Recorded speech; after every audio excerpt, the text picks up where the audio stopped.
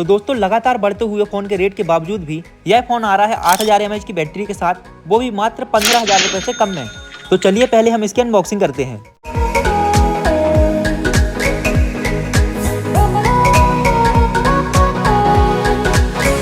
तो बॉक्स में पहले ये पेपर्स आते हैं, फिर ये सिम टूल,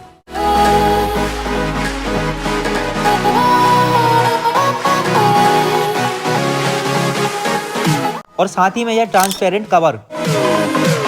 इसके बाद बॉक्स में यह फ़ोन आता है, तो हम इसे निकाल कर इसमें से रैप को अलग कर लेते हैं। अब आप भी इसकी कुछ क्लिप्स देखिए।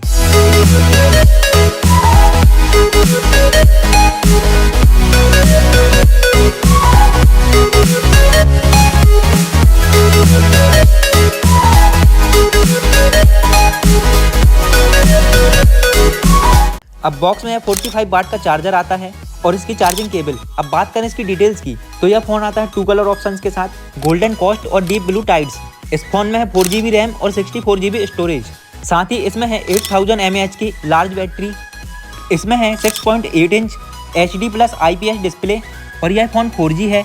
इसमें यूज़ किया गया है यूनिसॉक T7250 चिपसेट प्रोसेसर। अब बात करें कैमरे की, तो इसमें है 50 मेगापिक्सल का मेन कैमरा और 5 मेगापिक्सल का फ्रंट सेल्फी कैमरा।